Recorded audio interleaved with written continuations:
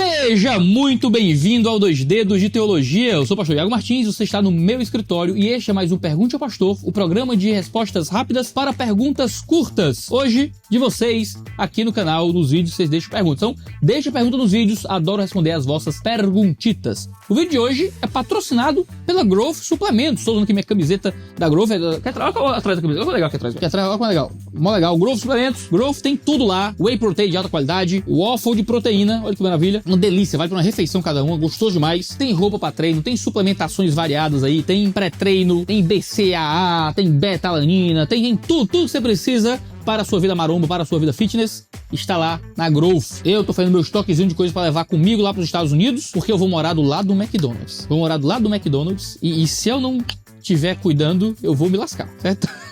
Então o Growth me acompanhará na minha viagem aí pelos meses que eu ficarei fora. Vai ter vídeo normal no canal, vocês verem. Não se preocupe, os vídeos vão normalmente tudo organizado para que os vídeos continuem. E os vídeos só vão poder continuar porque a gente tem aí a Growth chegando junto e nos ajudando a financiar aí o canal. Então você aí que compra seus produtos marominhas, usa o cupom Jesus para contar para Growth Suplementos que os crentes fitness estão levando a sério aí o cuidado com o seu corpo para a glória do Deus vivo. Exposto? Bora pro vídeo de hoje. Pergunta do Rodan. Por que muitos que se declaram cristãos se dizem seguidores da palavra do Pai Altíssimo, adoram a um Deus que não existe na Bíblia? Não existe trindade na Bíblia. Olha aí, hein?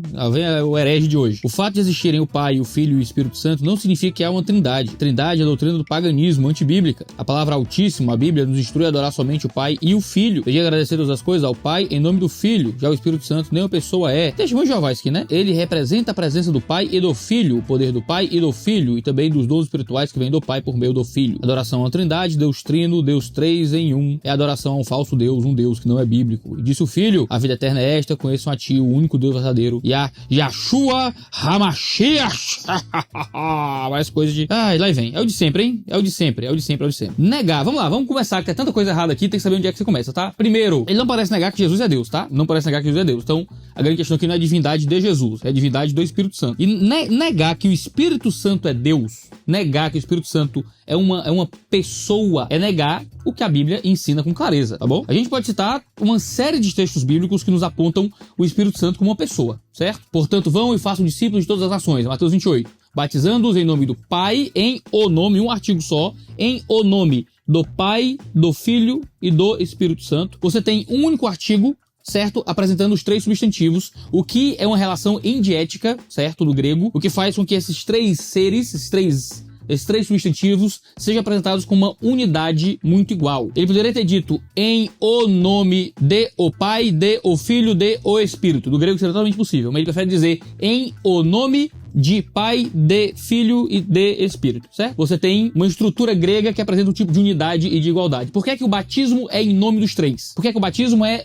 em o nome desses três? Se o terceiro é diferente dos outros dois. Quando eu sou batizado, eu sou inserido em um relacionamento íntimo com essa triunidade de Pai, Filho e Espírito. É um texto bíblico, crítica textual desse texto não é polêmica, é o que tá lá. E aí, como é que eu lido com esse Espírito Santo que tá posto ali? A mesma autoridade que é dada ao Pai e ao Filho, como um nome por meio do qual os discípulos devem ser batizados, é dada ao Espírito Santo. Essa autoridade não seria dada ao Espírito se ele não fosse Deus, como o Pai é Deus, como o Filho é Deus, se ele não fosse uma pessoalidade, como o Pai é uma pessoalidade, como o Filho é uma pessoalidade. A Bíblia diz que Ananias mentiu a Deus. Isso é Atos 5:4. E por isso morreu. E pelo mesmo motivo, Safira, sua mulher, morre, e Pedro diz que foi porque ela mentiu ao Espírito do Senhor. Ou seja, o Espírito enviado pelo Senhor Jesus, o Espírito que desceu no Pentecostes em Atos 2. O nome de Deus e Espírito Santo são usados intercambiavelmente aqui por Pedro. E aí, como é que o Espírito não é uma pessoa, não é parte da Trindade, se ele usa Deus e Espírito como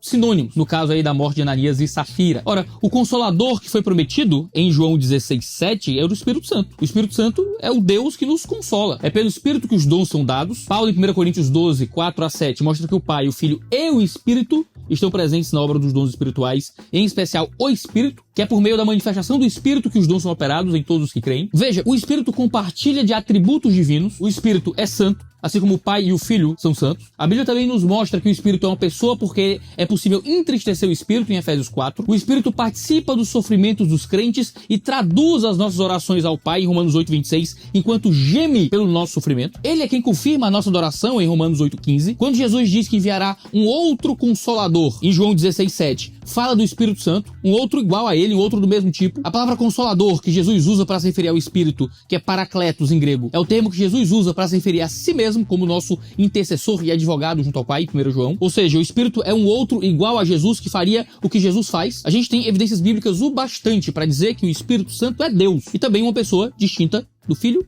e do Pai. Negar isso é negar coisas muito básicas, muito fundamentais da revelação do Novo Testamento. Então desculpa aí, meu amiguinho. O que você tá dizendo é só heresia da braba, tá? Quem não segue a Trindade, quem não acredita na Trindade, não acredita no Deus que é revelado no Novo Testamento. Pergunta aqui de Drica. Como explicar a presença de Moisés no Monte da Transfiguração? A Bíblia enfatiza que não devemos consultar os mortos e que eles não exercem nenhuma influência no plano terrestre. Como conciliar isso? Olha só, a presença de Moisés e Elias no Monte da Transfiguração não era uma consulta aos mortos, uma vez que Elias não morreu, né, mas foi arrebatado. A presença deles ali foi uma forma de antecipar como seria o reino de Deus na terra e mostrar que Jesus era superior tanto a Moisés, como representante da lei, e a Elias, como representante dos profetas. Também era para mostrar que Jesus não era algum tipo de reencarnação de Elias, ou que Elias tivesse soltado dos mortos, como alguns pensavam. Ali era uma forma de estabelecer a grandeza da nova aliança, também mostrar a glória de Deus que se manifestaria no seu reino. Nem Elias nem Moisés são consultados, tá? Tanto é que quando Pedro tem a ideia de construir uma tenda para os três, Moisés, Elias e Jesus,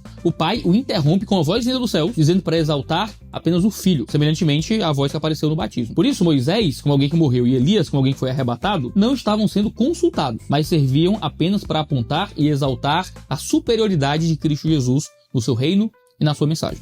Tá bom? Pastor, queria muito sua opinião a respeito da PL 1904, de mulheres de idade de 12 a 50 anos podem ser culpadas de homicídio após 22 semanas de gestação e a grande contraparte a respeito do abuso sexual com garotas e elas não podem abortar. Pensando nisso, fiquei pensando se uma criança abortar ela é culpada de pecado, é uma dúvida muito grande em meu coração. Preciso de sua opinião, pastor. Vamos lá, a primeira grande cilada que a gente tem que evitar é cair na associação indevida de que a mulher violentada vai ter uma punição, não é, com essa PL. Não é o caso. Ninguém vai ser punido por ser violentado. A PL não diz nada, certo, sobre a pena do estuprador, o que é que seja. A PL só faz dar um limite de idade gestacional para que o aborto legal possa ser realizado. Então no Brasil você tem 3 cenários, né, de aborto legal: é risco de vida para a mãe, é estupro, é anencefalia. Você teria até 22 semanas, né, então são cerca de 5 meses e meio para realizar o aborto nesse cenário. Então, se você não abortar até 5 meses e meio, você teria que seguir por mais 3 meses e meio, então, ter o bebê com vida. Um bebê de 22 semanas é um bebê já muito bem formado, tá? Já é viável. 22 semanas já é viável fora do útero. Tá muito perto de ser um bebê, pode ser parido prematuramente ou até a termo em muito pouco tempo. Essa PL é boa? O que ela propõe é o mínimo, eu acho é pouco em termos de direitos humanos do feto, né, do bebê que tá na barriga da mãe. Aí começa as brigas, né? Mas aí agora o estuprador vai ter uma pena menor do que a mãe que aborta, porque vai equiparar o aborto ao homicídio? Então aumenta a pena do estuprador, pode aumentar. Aumente, por favor, aumente a pena do estuprador. Por mim, era pena de morte para estuprador, tranquilamente, certo? Por mim, era pena de morte para estuprador, tranquilamente. Só contra a pena de morte. Mas na prisão perpétua, então. Prisão perpétua para estuprador. Tranquilamente. Pra mim, estuprador era requintes de crueldade. Como se trata um marginal vagabundo desgraçado desse. Que Deus perdoe, mas a letra lisa da lei, não perdoa não. A grande questão é lidar com a grande porcaria jurídica, não é, legislativa, judiciária que é o nosso país, que o cara estupra e muitas vezes não dá em nada em termos jurídicos pra ele. É um lixo. Mas assassinar bebês nunca vai ser a alternativa correta para violência. Você tem o caso agora que o STF julgou que não é inconstitucional você dar uma injeção do coração do seu bebê, do seu ventre, para que ele morra, certo? Com o coração já tá formado, para você tirar ele morto dentro de você. No fim das contas, uma mulher com um bebê de 22 semanas, ela vai fazer um parto, gente. Com 22 semanas, você vai fazer um parto. Com 22 semanas, provavelmente você vai fazer uma cesariana, certo? Para tirar o bebê de dentro de você. Só que você escolhe tirar o bebê morto, assassinado, ao invés de tirar ele com vida, certo? Você escolhe tirar ele assassinado ao invés de tirar ele vivo e dar pra família que vai adotá-lo. Iago, mas vai botar a criança pra adoção? Ninguém quer adotar no Brasil. Isso é mentira, tá, gente? Crianças são adotadas no Brasil. Se você olhar pros dados, os dados oficiais do Brasil mostram que tem mais famílias querendo adotar do que crianças para serem adotadas, certo? Todo bebê vai ser adotado. Ponto. Isso é básico. No Brasil, os desafios maiores envolvendo adoção, muita gente diz que é cor de pele, mas não é, tá? Os dados que nós temos não são esses. São crianças deficientes, são crianças com mais de 5 anos, são irmãos, quando são mais de uma criança juntas, que a galera não quer adotar os dois, né? 2 filhos ao mesmo tempo.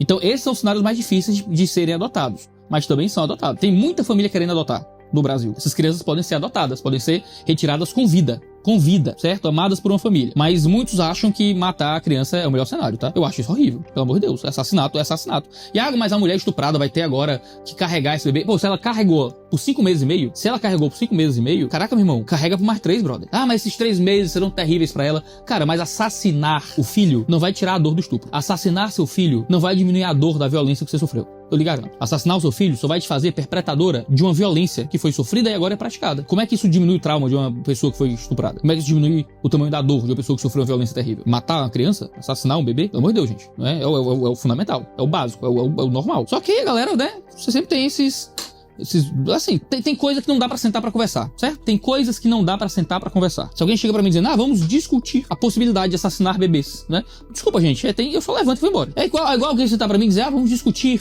a viabilidade de um projeto nazista. Você fica batendo papo? Vamos discutir a viabilidade de escravidão. Por que nós não voltamos a escravizar negros? Você senta pra bater um papo? Vamos ter aqui uma conversa honesta, então, sobre a viabilidade de escravizar os negros. Vamos ter aqui uma conversa honesta sobre a viabilidade de colocar judeus em campos de concentração. Conversar sobre questões de saúde pública envolvendo enfiar uma agulha num bebê já praticamente totalmente formado pra causar um infarto dentro do coração, porque se eu tentar abrir a barriga da mulher pra tirar ele de dentro agora, ele vai sair vivo e vai se desenvolver como um ser humano. Mas ele não é um ser humano, porque ele tá dentro da barriga ainda. Meu irmão, desculpa, eu não sento pra conversar. Sabe aquele papo? Se tem 10 pessoas numa mesa e senta um nazista e ninguém levanta, tem 11 nazistas na mesa? Se tem 10 pessoas numa mesa e senta um aborteiro, tem 11 aborteiros naquela mesa, se você não levantar. Tem 11 aborteiros. Pra mim acabou, entendeu? Acabou. Se o papo é defender aborto, se o papo é acreditar que a descriminalização do aborto, é a melhor maneira... Maluco, não tem conversa. Não tem conversa pra você. Pra mim não tem conversa. Pra mim acabou. Eu tenho meus limites. Eu sou a favor de sentar com o diferente. Eu sou a favor de a gente ter uma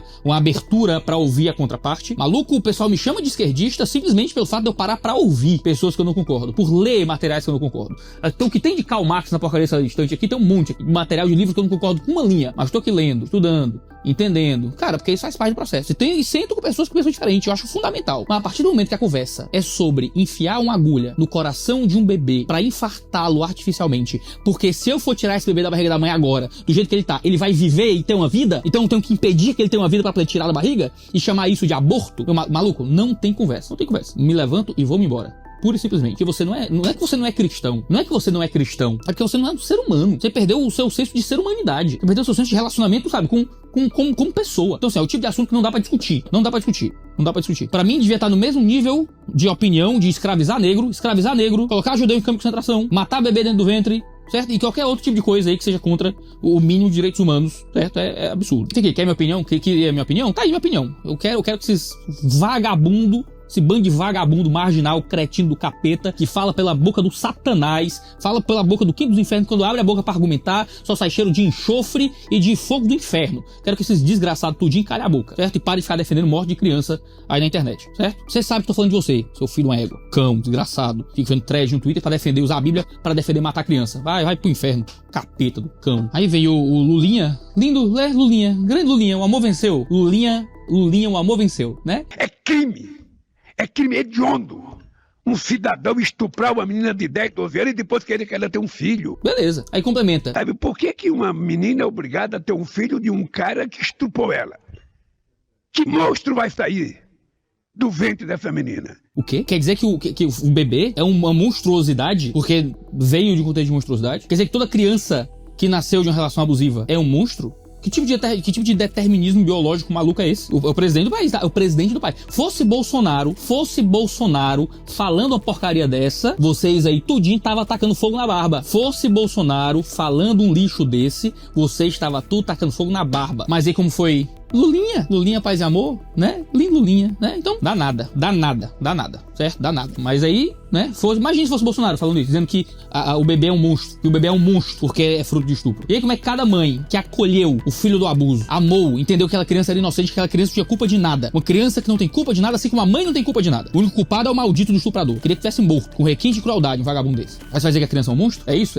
Direitos humanos é isso aí? Ser cristão é isso aí? É apoiar esse tipo de loucura? Meu irmão, a gente perdeu o senso do normal, cara. A gente perdeu o senso do normal, perdeu o senso do que é o normal. É assassinar criança, brother. Entendeu? É assassinar uma porcaria de baixo, entendeu? Tu entendeu? Que a gente tá na internet discutindo e tem dinheiro público sendo empregado pros caras ficar debatendo sobre a melhor idade de assassinar um bebê. Tá ligado? Que a gente chegou nesse momento, Eu vou pegar uma água. Eu não sei não.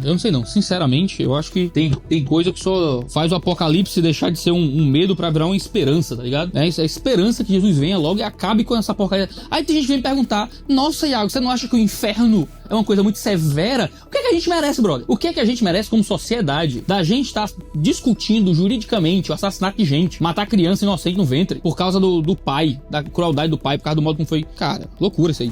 Pastor, explique a coerência da sua afirmação em que diz ser favorável à pena de morte, em alguns casos. Muito bom terem... Minha equipe agora tá me ajudando a selecionar as perguntas, né? Porque é muita pergunta. E aí, ter colocado essa aqui logo depois dessa pergunta, eu acho que preveram que eu ia falar de pena de morte para estuprador. Imaginaram que eu ia dizer isso, eu acho. Além das inúmeras citações do seu livro sagrado sendo contra a pena de morte, antes que você pegue pedaços do Velho Testamento para justificar sua conduta anticristã, pense nos mandamentos: não matarás. Não tem letras miúdas nos mandamentos, com exceções, portanto, pergunto, como líder cristão pode ser favorável à pena de morte? Sim, não há nenhuma letra miúda na Bíblia não, tá? Nenhuma letra miúda. Mas é só como é que as traduções afetam nossas leituras, né? Não matarás não é a tradução correta do hebraico aqui, tá? Há muito tempo as Bíblias traduzem como não assassinarás, porque o mesmíssimo Deus que diz não matarás é o Deus que ordena uma série de mortes no Antigo Testamento. Mas essas mortes acontecem como parte da aplicação de um processo legal ou como fruto do resultado de guerras ou autodefesa ou coisas do tipo. O próprio Deus que ordena nos 10 mandamentos não matarás, logo em seguida ordena a pena de morte para vários pecados, para vários crimes. Então como é que o povo ia não matar, mas ao mesmo tempo matar? Deus é esquizofrênico, ordena coisas separadas. Meu Deus, eu acabei de mandar uma coisa, vou ordenar outra coisa logo em seguida? Não.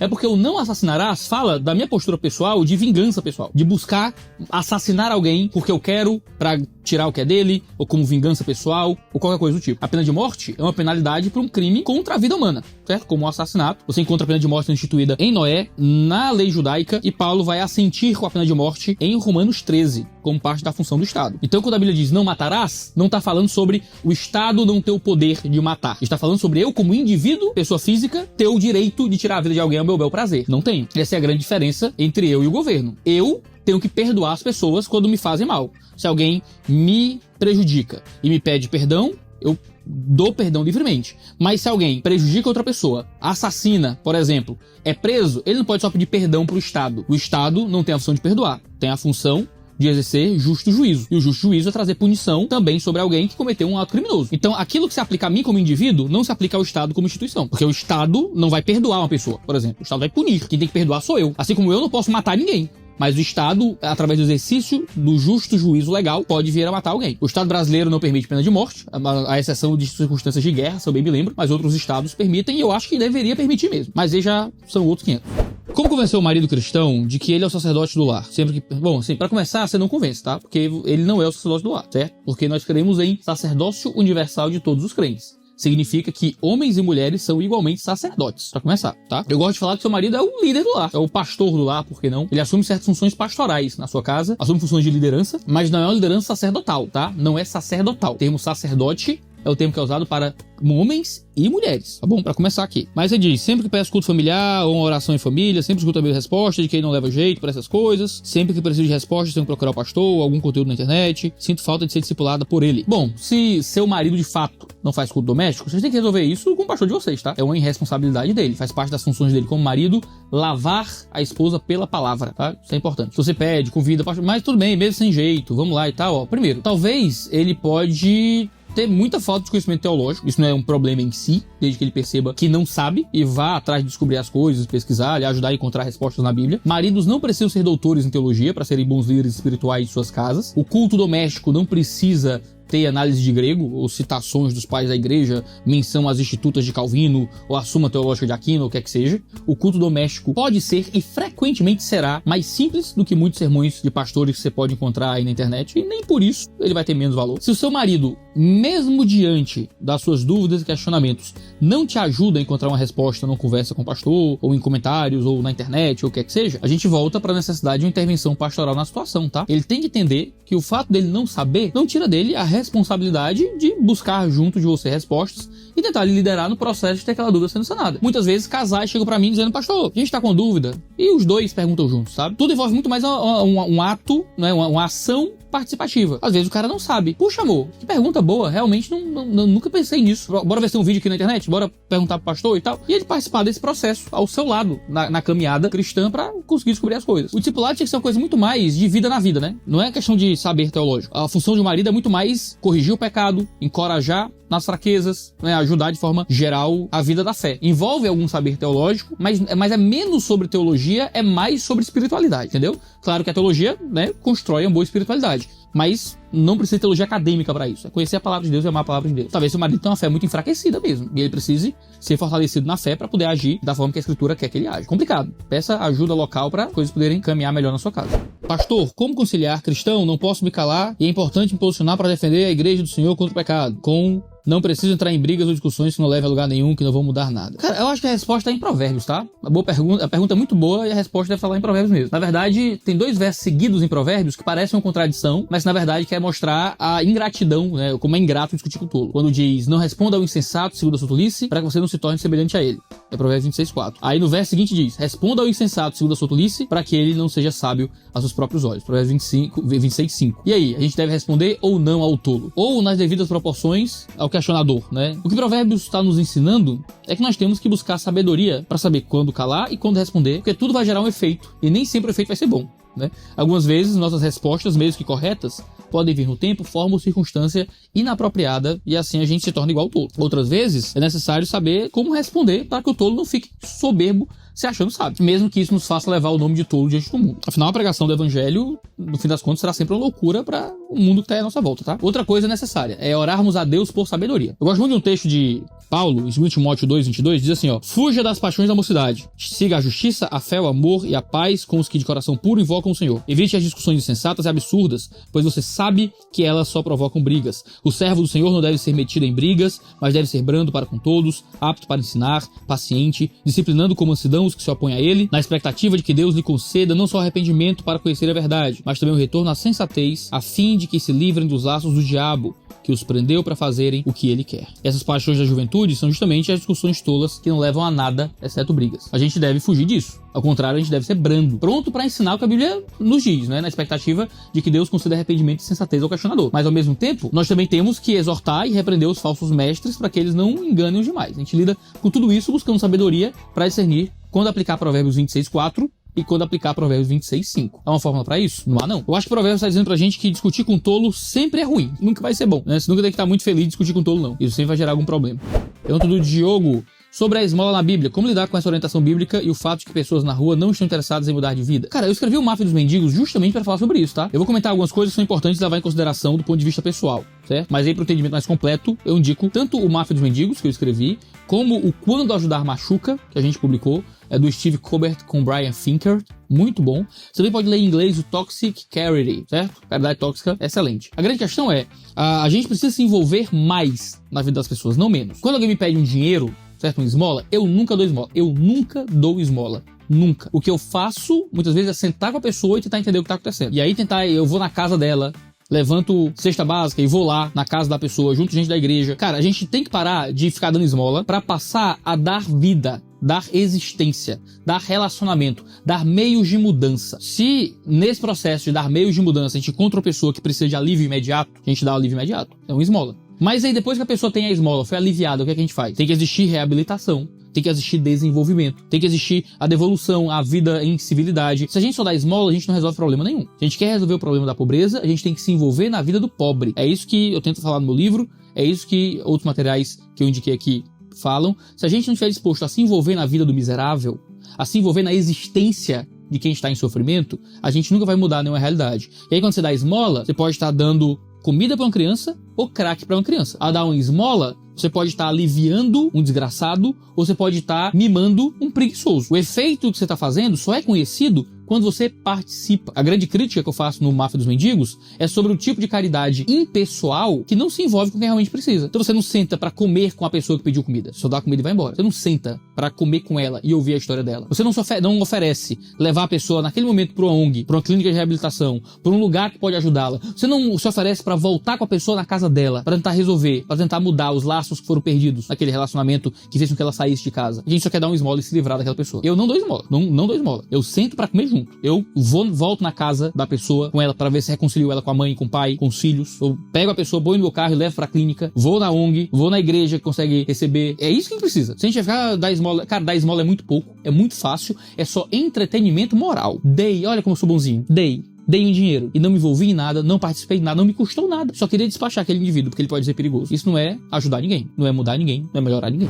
Pergunta aqui da Lara. Pastor Iago, como compreender Gênesis 3, 14 a 15? Porém, inimizade entre você e a mulher. Obrigado, amo seus vídeos. O versículo completo diz assim, ó. Porém, inimizade entre você e a mulher, entre a sua descendência e o descendente dela. Este lhe ferirá a cabeça e você lhe ferirá o calcanhar. A inimizade entre a serpente e a mulher é explicada quando Deus diz entre sua descendência e a descendência dela. Isso quer dizer que haverá um descendente da mulher que terá inimizade com a serpente, que aqui no caso é Satanás. O descendente da mulher esmagará a cabeça da serpente e a serpente ferirá o calcanhar dessa descendência. Isso quer dizer que, enquanto o descendente da mulher derrotará a serpente, ao ferir o calcanhar do descendente da mulher, lhe matará. Isso se cumpre em definitivo em Jesus. Cristo é a expiação dos nossos pecados, justamente para apaziguar a ira de Deus, mas também é a derrota em definitivo de Satanás. Ao fazer isso, Cristo haveria de morrer. Conforme Deus vai revelando mais na sua palavra, a gente vai vendo os desdobramentos disso até o cumprimento definitivo em Cristo Jesus. Iago, por que a Bíblia não foi organizada em ordem cronológica? Isso não facilitaria a compreensão dos fatos históricos? Provavelmente facilitaria. E existem bíblias cronológicas. Você pode comprar bíblias que foram editadas cronologicamente, se você quiser. Mas a revelação bíblica foi disposta como temos hoje, porque Deus teve a intenção de que entendêssemos as coisas como elas são desenvolvidas no todo e no progresso da sua revelação. Alguns saltos cronológicos são necessários para que a gente ligue pontos que seriam mais difíceis de serem conectados caso fossem narrados cronologicamente. Os evangelhos, por exemplo, conectam narrativas que nem sempre estão em sucessão cronológica, porque Deus guiou aquele autor para dar destaque em certos aspectos. Marcos, por exemplo, tem vários eventos narrados em sucessão cronológica. Junto com Mateus e Lucas, que são os sinóticos, né? Eles nos ajudam a compreender o escopo do que Deus pretendia revelar. Agora, as cartas de Paulo não nos foram dadas em ordens cronológicas, né? A escritura é organizada mais tematicamente. Você tem Pentateuco, você tem históricos, você tem literatura, você tem proféticos, aí evangelhos, epístolas paulinas, epístolas gerais, Apocalipse, né? Você tem essa estrutura, que é mais ou menos cronológica, né? Começa no Gênesis e termina no Apocalipse, mas é muito mais organizada por estilo literário do que por ordem cronológica. Mas existem bíblias cronológicas, você pode comprar. Vou pedir para deixar na descrição aí o link, se você quiser comprar uma bíblia que é organizada em ordem cronológica. Eles vão entrecotando os livros, né, para que possa seguir essa ordem. Vale a pena, em algum momento da sua vida, você fazer sua leitura anual numa bíblia cronológica. É bem legal. Uma pergunta, pastor. Um cenário onde estivesse descrito na Bíblia que deveríamos buscar a Deus do mesmo modo que está escrito hoje, mas que tivesse dito também que no final todos nós pereceríamos, pois não somos uma criação pura. Você acha que teríamos tantas igrejas, crentes, etc., como temos hoje? Não estou querendo atacar nem julgar, é apenas uma dúvida sincera que sempre tive. A propósito, gosto muito do seu conteúdo. Certamente não teríamos tantas igrejas como temos hoje, justamente porque é a salvação que faz com que adoremos a Deus como igreja. Só temos igreja porque é a salvação. E só a salvação porque Deus escolheu derramar a sua graça e o seu amor através de Jesus Cristo a todos nós. É justamente o arrependimento e a fé que Deus nos deu que nos salva e nos faz vivermos unidos como igreja. A boa nova é que essa é a realidade, porque Deus prova do seu amor ao ter enviado Cristo para morrer por nós enquanto éramos ainda pecadores. A realidade não é que Deus somente revela a nossa condição de pecadores e merecedores do inferno, mas também que ele exerce graça para salvar a humanidade e intercede por nós por meio do seu amor. É justamente o amor não é imerecido que nos une. Se não houvesse transformação por meio do Espírito e o amor que nos atrai a Ele, a gente estaria vivendo no caminho do pecado normalmente. Mas eu acho que sua pergunta tem um objetivo diferente, né? Você quer dizer, se a gente não fosse salvo no final, a gente continuaria adorando a Deus, não é? A questão é, se Deus trouxesse o Espírito Santo para nós, se Ele oferecesse a transformação do coração para amá-lo, sem oferecer a salvação, possivelmente nós estaríamos adorando ainda do mesmo jeito. Mas aí, se vaca voasse, chovia leite. E se, a gente tem que parar com essas marmotas de si. Entendeu? De ficar imaginando cenários hipotéticos. Isso é falta de CLT na vida, sabe? Uma CLTzinha resolve, viu? Alguma dessas questões. Teologicamente, perguntou pai de Cristo Thiago, você pode explicar o texto de Thiago 5,16? Cara, tem muita distorção dele em movimento de visão celular tipo MDA. O texto diz assim, ó. Portanto, confessem seus pecados uns aos outros e orem uns pelos outros para que vocês sejam curados. Muito pode pela sua eficácia a súplica do justo. Aqui, Tiago nos instrui que a forma de viver em comunidade e santidade envolve a confissão de pecados e a oração uns pelos outros. A confissão de pecados é uma prática que deve ser alimentada para que a gente possa vencer os pecados. Nós não vamos vencer os nossos pecados sozinhos, né? Deus nos deu a igreja porque ela é o templo do Espírito e é através da confissão dos pecados e do poder do Espírito atuando na igreja que nós encontramos o meio de vencer o pecado. Orar uns pelos outros também é como devemos ajudar aqueles que estão doentes ou que precisam de ajuda. É claro que, em última instância, a cura está nas mãos de Deus. Não é o fato de orar em si que traz a cura, como se a oração fosse um ritual de palavras mágicas que tem um poder em si, como um filme, um Fullmetal Alchemist ou o que é que seja. A oração é uma súplica para que Deus cure o necessitado e é uma forma de demonstrar amor por ele. Creio que muitas das nossas lutas são atenuadas sem que jamais saibamos todo o potencial que elas teriam para nos fazer sofrer por causa das orações uns pelos outros. Eu creio que muitas de nossas lutas são atenuadas na vida e a gente muitas vezes nem sabe o quanto foi a oração das pessoas que nos ajudou a passar por momentos de muita dificuldade. É por isso que as lutas que passamos devem ser vividas, certo? Sempre em oração da igreja. Esse é o meio de vida da igreja como um todo. Não há nada de especial ou de mais espiritual em movimentos de MDA, ou G12, ou M12. Claro que esses movimentos são cheios de probleminhas, né, tal. Parece que a cura tá numa mágica, né, da autoridade espiritual que tá sobre vocês, tem que confessar todo pequeno pecado pra sua liderança e tal. Cara, é um texto que tá falando muito mais sobre o relacionamento da igreja, sobre o modo como os irmãos oram uns pelos outros e cuidam uns dos outros, do que criando um tipo de autoridade especial que tá sobre uma casta superior sobre você, que é uma paternidade, uma autoridade espiritual, que sabe, é complicado isso aí, tá? Isso é sobre vida de igreja, sobre o relacionamento das pessoas, sobre orarmos uns pelos outros. Isso é o que a igreja séria vive. Até onde é conveniente pedir por coisas relativamente fúteis a Deus. Tiago 4,3 diz que não recebemos o que pedimos porque pedimos para gastar com nossos próprios deleites. Mas Filipenses 4,6 diz que não devemos estar ansiosos por nada, mas fazer com que todas as nossas petições estejam diante de Deus. Então, como fazer quando coisas fúteis ele me deixam ansioso? Rapaz, que perguntinha intrigante. É justamente através das orações que nós percebemos que estamos pedindo coisas fúteis e que suplicamos a Deus que elas não nos deixem mais ansiosos. Orar para que algo não nos deixe ansioso é justamente o meio para que saibamos como lidar com aquele tipo de circunstância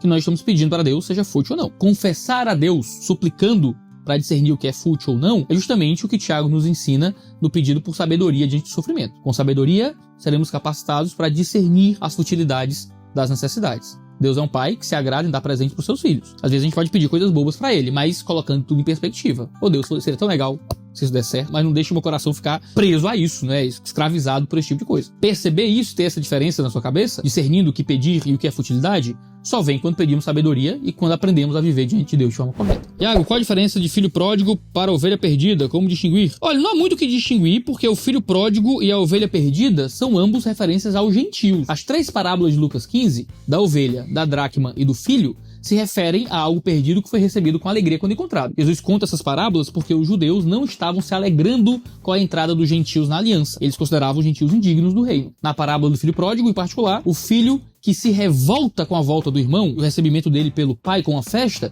é a representação dos judeus que não estavam se alegrando com a entrada dos gentios na vida da fé. As parábolas também ensinam que tanto os céus como Deus se alegram com aqueles que estavam perdidos sendo encontrados, o que no caso é o filho pródigo vindo arrependido, no caso da ovelha, é a ovelha sendo encontrada e trazida de volta, no caso da dracma é a mulher varrendo e encontrando a sua moeda. Não há o que diferenciar, então, não se trata de pessoas diferentes. Você tem o mesmo referente nas 3 parábolas, tanto a ovelha quanto o filho pródigo são a mesma pessoa aqui, são os gentios entrando na aliança, tá bom? Esse é o Pergunte ao Pastor de hoje, a gente tem vídeo toda segunda, quarta e sexta-feira, sempre às 10 horas da manhã, então se inscreve no canal para ficar sabendo sempre que houver vídeo novo. Não perde as promoções da Grove Suplementos usando o cupom Jesus, patrocinadora desse vídeo, desse canal, e que nos permite ter tantos vídeos por semana. Um cheiro no seu cangote e até a próxima.